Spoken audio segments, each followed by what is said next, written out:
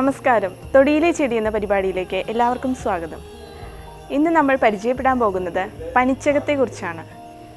ഞാറൻപുളി, പഞ്ചവൻ, പഞ്ചോൻ, കാളപ്പൂവ്, കാർത്തികപ്പൂവ് എന്നീ പേരുകളിലെല്ലാം ഇത് അറിയപ്പെടുന്നു. നമ്മുടെ നാട്ടുപ്രദേശത്ത് കാണപ്പെടുന്ന തരുതരുത്ത മുള്ളുകളോട് കൂടിയ ചെമ്പരത്തി വർഗത്തിൽപ്പെട്ട ഒരു സസ്യമാണിത്. സംസ്കൃതത്തിൽ ഇതിന് കാലസ്കന്ധം, തിന്തുകം, ശിതിവാരകം എന്നീ പേരുകളിലാണ് അറിയപ്പെടുന്നത്. ഇതിൻ്റെ ശാസ്ത്രീയ നാമം ഹിബിസ്കസ് അക്യൂലിയാറ്റസ് എന്നതാണ്. ഏകദേശം 1 മീറ്ററോളം ഉയരത്തിൽ വളരുന്നൊരു സസ്യമാണിത്.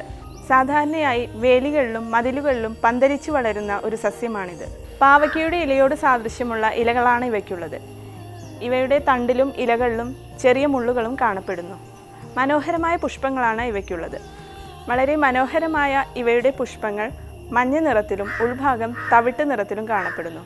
അല്പായുസുള്ള പുഷ്പങ്ങളാണ് ഇവയ്ക്കുള്ളത്. പുളിരസമുള്ള ഇവയുടെ ഇല ആടുകളുടെ പ്രിയപ്പെട്ട ആഹാരമാണ്. ഇത് കന്നുകാലികൾക്ക് വയറിന് സംബന്ധമായ അസുഖങ്ങൾക്കും കൊടുക്കാറുണ്ട്. പിച്ചള പാത്രങ്ങളുടെയും ഓട്ടുപാത്രങ്ങളുടെയും ക്ലാവ് ഉരച്ചു കളയാൻ ഇതിൻ്റെ ഇല ഉപയോഗിച്ചു വരുന്നു.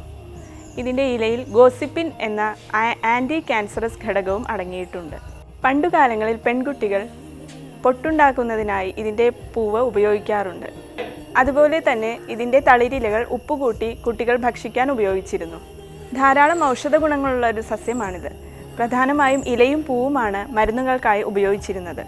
ആയുർവേദത്തിൽ പ്രധാനമായും മഞ്ഞപ്പിത്തം, പ്രമേഹം, നീർവീഴ്ച തുടങ്ങിയ അസുഖങ്ങളിൽ ഇത് നല്ലൊരു ഔഷധമായി ഉപയോഗിച്ചു വരുന്നു. ഇതിൻ്റെ കൂടുതൽ ഔഷധ പ്രയോഗങ്ങളെക്കുറിച്ച് ഡോക്ടർ CM ശ്രീകൃഷ്ണൻ നിങ്ങളോട് വിശദീകരിക്കുന്നതാണ്.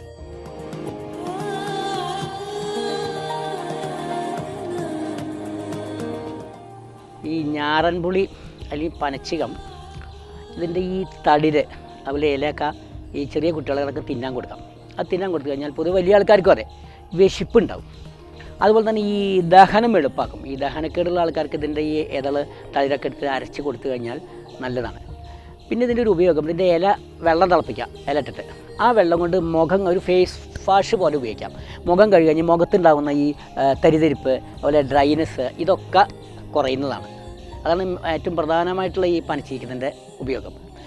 പിന്നെ ഇതിന് ഈ ഇരുമ്പിൻ്റെ അംശം കൂട്ടാൻ ഇത് സഹായിക്കണം. കുട്ടികൾക്കൊക്കെ ഇതിൻ്റെ നീരെടുത്തിട്ട് തേൻ ചേർത്ത് കൊടുത്തു കഴിഞ്ഞാൽ ഈ അനീമിയ എന്ന കുട്ടികൾക്ക് വിളർച്ച രോഗത്തിന് നല്ലതാണ്.